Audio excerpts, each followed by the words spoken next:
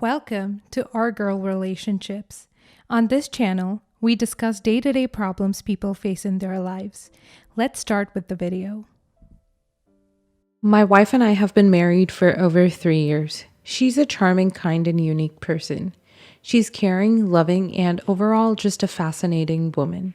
She works in the healthcare system and provides help whenever it is asked for or required. And being rude has never been something my wife is known for. It has never been a trait that she's thrived in owning. She barely even stood up for herself or confronted anyone when it came to something that concerned her, unless it made sure something was right and justice was a result of it. I, on the other hand, am quite frankly the family guy. I'm very close to my wife's family with my family, and my relationship with my wife could not have been more perfect. We both made it a point to get involved in each other's families and stay close to them as much as possible, as we both care and love our family's godly degree. I'm close with her as she's close with mine. That's always been the deal, and that's something we've always owned up to equally. Recently, though, I've noticed that has been getting plagiarized. I've grown quite distant with her family, despite me not doing anything to provoke it. And I've been getting complaints from my mother telling me that my wife's attitude has changed towards her. Honestly, that would have been left that I would have pulled away from my wife's family if they didn't want to be with me. And I would have calmed my mother down because I knew that my relationship with my wife was very healthy and very sane. Until she told me that my wife has been messaging her and being rude to her even more recently. Apparently, she was straight up witching about my relationship with my mother to her. My wife has been asking my mother, my very own mother, to stop contacting me and asking me to spend time with her. My wife told my mom that she didn't want me to be involved with my family because they were rejecting and hurting me. And she only wanted me to hang around with her family, which isn't true because they've been pulling away from me. I didn't really know to what extent I wanted to trust my mother's words. I didn't even know if I could believe them. Under normal circumstances, I obviously would have believed my mother in the blink of an eye. I would trust her with my whole world. So if she told me something, it could only be that. Only my mother's health has been quite uncomfortable. She's been staying at home all the time, and she basically has nothing to do around the house, which led me to spend more time with her and make sure she was all right because my father is deceased, and she lives alone in the house. On one hand, it could be just her trying to get me to spend more time with her because she thinks she could be in critical conditions or dying, which isn't true. After all, the doctors have denied it over and over again, telling her that her health will eventually get better, and it's only a matter of time. And on the other hand, it could be true that my wife doesn't want me to spend too much time with my mom to make me stick around, and perhaps that could even explain why her family has been enraged at me. It could be that they have been getting offended that I'm spending more time with my mother than I am with them. This is irrational considering that my mom's sick and my mother, which makes her closer to me than they are. Either way, this was taking up my ease of mind quite a lot. And I needed to get to the end of it before making a deduction that would ruin my marriage or my relationship with my mother. I downloaded a spy application on my mother and my wife's phones. I needed to make sure I would get both ends of the story and confirm whether my mother's words were true or not. My mother was very gracious in giving me her phone. She offered to keep me updated all the time about all the conversations, and she absolutely had nothing to hide. On the other hand, my wife wasn't informed that I was doing this because in this scenario, she was the culprit. What I found on her phone was something far worse than I could have imagined. Something worse than her picking problems with my mother and witching about her health. Something even far worse than her trying to break apart my relationship with my mother for the sake of hers. I found my wife exchanging explicit messages and promises of meetings and sexual favors with my best man. Yes, the best friend that I've made sure to only ask to stay with my wife when I wasn't around. The only person I entrusted to remain in the same household overnight with her when I was caring for my sick mother. I talked to my mother again when I checked the app from her end. She explained to me with a saddened face that she knew the conclusions I had come to. She could notice the sad attitude in my tone of speech, and she apologized for making me go through it. When I asked her what she meant, she told me that she knew my wife was cheating on me with my best man. When my wife had visited her and assumed her to be immobile, my wife left her phone next to her. She received messages from my best man, which led my mother to find out about their secret affair. That's why she asked me to do something that would infuse suspicion and make me download a spy app on my wife's phone, so I would find out the truth for myself with my own eyes. I filed for divorce the very next day. I learned the lesson of always listening to my mother because I knew, deep down, that there was nobody that loved me and cared for me and my emotions the way my mother did. Quite honestly, I don't think I will ever be able to trust people the same again, because my relationship with my wife was rather perfect. Or so I thought it was at the time when she was having an affair with the person I considered closest to me in the world. I don't think I will ever recover from this, and I understand how toxic it was for me to download a spying app on my wife's phone without notifying her or asking for permission. But had I not downloaded that spy app, God knows where things would have ended up. Not the a-hole. Your wife is a terrible person to cheat on you with your best man, and you need to be careful who to call your friends, let alone the best of them. You got out of this thanks to your mother's suspicions and advice, and you need to keep in mind that you have to be extremely careful with the people you involve in your life. Just because you've chosen a person to trust does not mean they will remain trustworthy for the rest of their lives. Not the a-hole. I think your wife cheating on you with your best man is possibly the worst thing she could have ever done and the only unforgivable thing which could result in divorce. But quite honestly, I don't understand why you felt the need to spy on her just because your mother said she was witching about it. You could have chosen the confrontational way and been honest with your wife and asked her if she had been speaking to your mother and telling her to stop talking to you.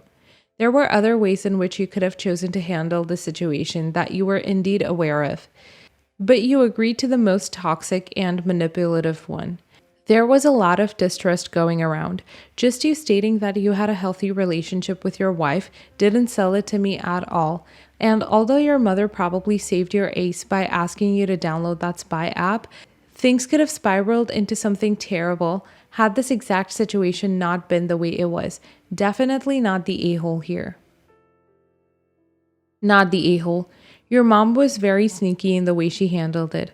I love how she knows you so very much that she knows exactly what to infuse in you to trigger what reaction out of you. But at the same time, it's quite toxic and unhealthy of treating you and trying to alarm you about something dangerous. And it's a very manipulative way to handle something that should have been confrontational.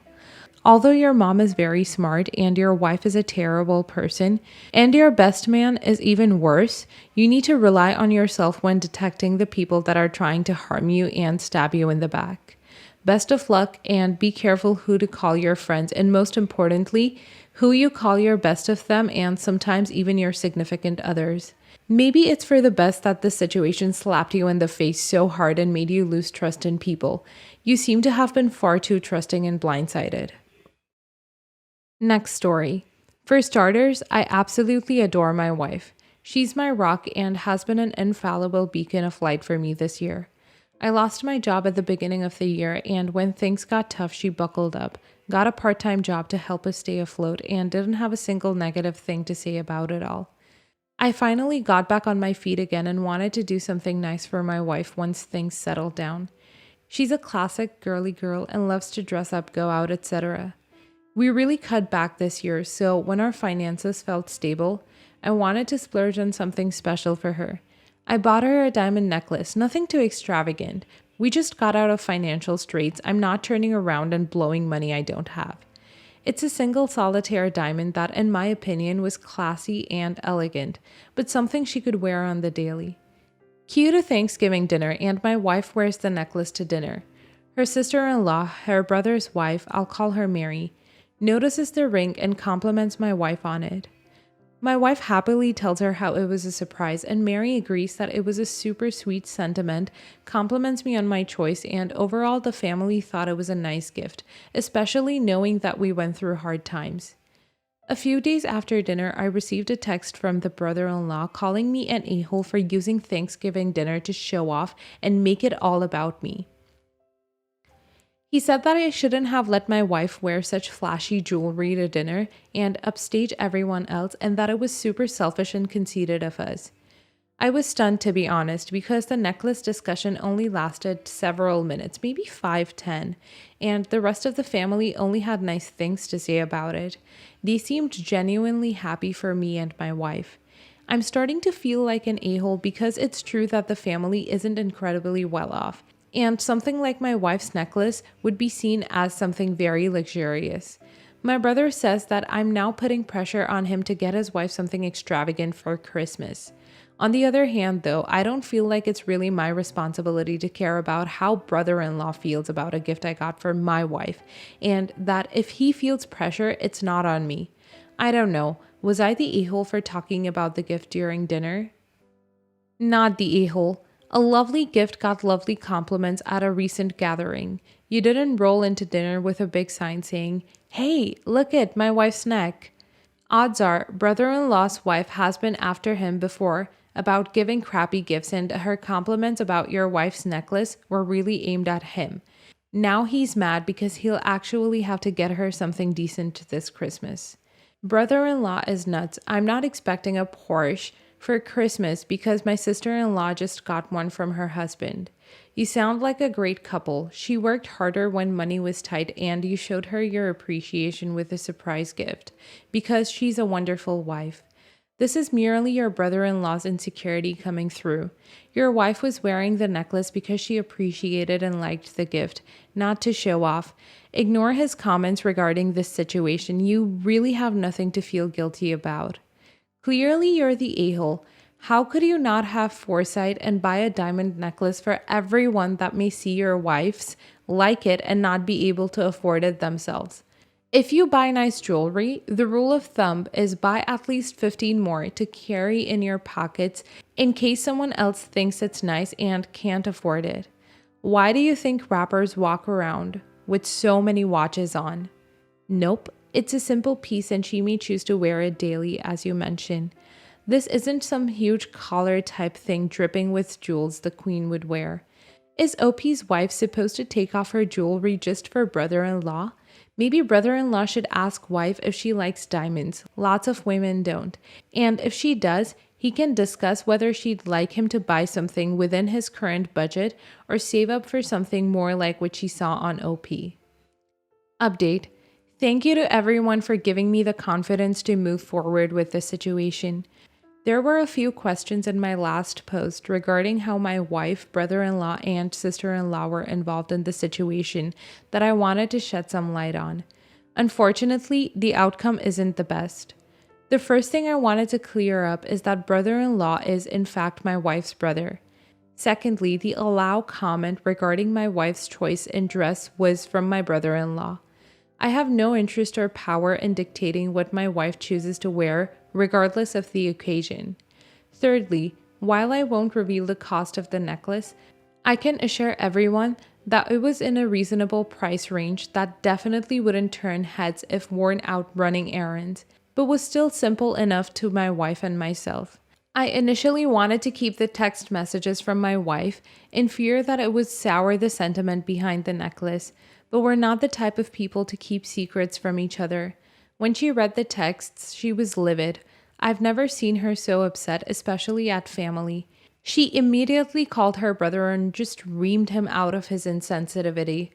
We were on the phone together, but I didn't really pipe up once they started arguing since I felt like they should work it out as siblings. They got in a long argument, and her brother said he was worried that she was going down a slippery slope of becoming a superficial witch, and that we shouldn't force our financial success on other people. That comment honestly shocked the both of us, because while they weren't close growing up, he's never talked to her like that before. At that point, my wife told her brother that if he wasn't going to be happy for her, that she had one thoughtful treat from her husband after a really crappy year, then she had nothing to say to him. A few years later, my wife did get a text from my sister-in-law. Apparently, she also heard the conversation and was mortified. She at least reassured us that she was happy for our success after working so hard and that she'd try to talk some sense into her husband, brother-in-law. Regardless, my wife and I decided to spend Christmas without brother-in-law and his wife. We'll be doing it separately on Christmas Eve with her parents. At this point, there's just too much tension, and I don't want to risk brother-in-law ruining Christmas because I wouldn't put it past him to find the gifts we get her family too luxurious and pitching a fit in response. Her parents are staying out of the situation for the time being, but okay with meeting us separately, and I respect their decision. And this might make me an a-hole, but I'm going to take some advice from a few commenters and get my wife a nice matching bracelet for Christmas. Next story. I, 21 female, applied for a home loan to purchase my first investment home. My boyfriend, 21 male, and I have been dating for about a year. Today, I decided to apply for a home loan as my father said he'd put down the down payment for me and I'd proceed with the mortgage. I was very excited to inform my boyfriend of this opportunity. Once I told him, he was very mad, seeing that I hadn't consulted him and how it should be about helping each other grow and be successful. The thing is, I didn't plan on purchasing the home with him, as we aren't even married, and my father is putting down a very large down payment. I didn't think it'd be fair for me to just let him tag along, as it's basically my father's money that he's allowing me to invest. I feel very bad and see where he's coming from, but I definitely know he won't put in half the amount of money or energy that I'll be putting into the home.